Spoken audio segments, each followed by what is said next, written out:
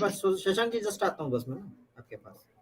Doctor आलोक जी जी भूपेंद्र जी, क्या take है आपका? नहीं, टेक्निकली तो महाराज जी गलत कर रहे हैं।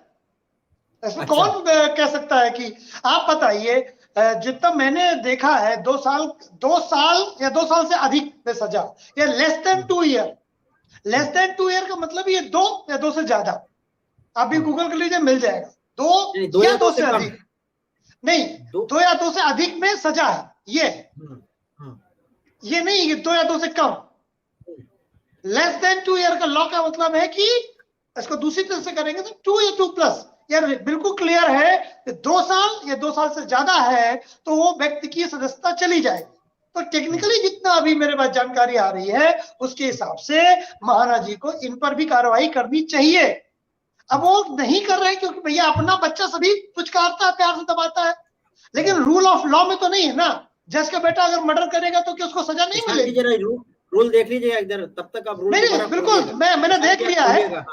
मैंने देख लिया 2 से अधिक में सजा है, कंफर्म है। 2 से अधिक, 2 या 2 से अधिक, एक बार देख लीजिएगा। 2 से अधिक है, मैंने भी ये देखा है। नहीं ना 2 या 2 से अधिक, इसको लेकर टेक्निकली ना फंसाइए आप।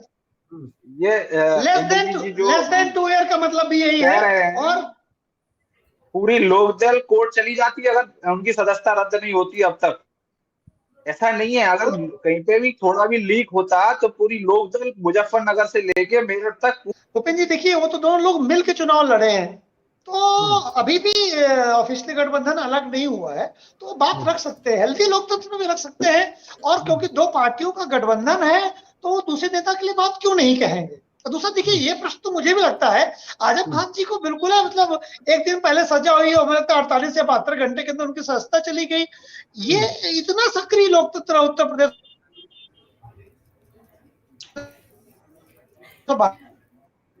दुष्यंत जी कहां से हो गया भाई? दुष्यंत जी, लोग तो बोलते थे कि अपमान नहीं करना चाहिए, लोग तो बोलते थे कि कुछ अच्छा लिख रहे हैं, कुछ अच्छे थे, और जयंत जी सीट के भूखे ऐसा कुछ लिख रहे हैं। ये ऐसा नहीं कहा जा सकता, राजनीति में हर व्यक्ति को सीट चाहिए। इस तरह से राजनीति करें सो दैट हम एग्जाम्पल बने का। देखिए हमारा जो कॉन्स्टिट्यूशन को कि भारत में ऐसी कौन है कि आप समझिए कोई भी पावर जो है हमारे कॉन्स्टिट्यूशन का। देखिए हमारा जो कॉन्स्टिट्यूशन, देखिए आपको लेने की जरूरत है, सबस्टैंटिव व्यू ऑफ लॉ जो है ना उसको आप लेने की जरूरत है। और ये जो आप शब्द पढ़ करके नहीं देखिए कि less than 2 years, substantive meaning of this sentence is that 2 years. पर वो तो फिर तो इसमें डिस्कशन आ जाता है। सर तो लॉ तो डिस्कशन ही है ना। अरे सर अरे हम लोग, आपको मैं बताता हूं, लॉ जो है अगर कंफ्यूजिंग नहीं होता तो वकालत बंद हो जाती। यही पेज छोड़ रखा है न्यायपालिका ने। हम लोग जो है इसी कानून के जो संदेह है उसी का तो व्याख्या कर करके एक दूसरी व्याख्या। भूपेंद्र जी मैं कुछ कह दूं, व्याख्या कर रहा है और उसमें खेल हो रहा है। मैं इसमें कुछ जोड़ दूं मैं। जो भूपेंद्र जी, लॉ जो चीज लिखी जाती है उसमें कंफ्यूजन होगा ही होगा। कंप्लीट लिखा ही नहीं जा सकता। दुनिया में कोई चीज कंप्लीट लिखी नहीं जा सकती है। उसमें अगर हम उसके इम्प्रेट करने लगेंगे तो निकलेगा नहीं। भूपेंद्र जी इसलिए कह रहे हैं कि आप समझिए, कोई भी चीज को पढ़ने के नजरिए अलग अलग होते हैं, नजरिया बदल जाएगा वो चीजें बदल जाएंगी। दूसरी बात, मैं जो अभी सुधीर जी की बात में जोड़ता हूं, मैं अभी जहां बैठा हूँ यही नजरिया बदलता है। परिस्थितियों यूपीएससी के बच्चों को जिस गर्लफ्रेंड को आई लव यू कहा जाता है, शादी होने के बाद उसको आई लव यू कहना बंद कर दिया जाता है।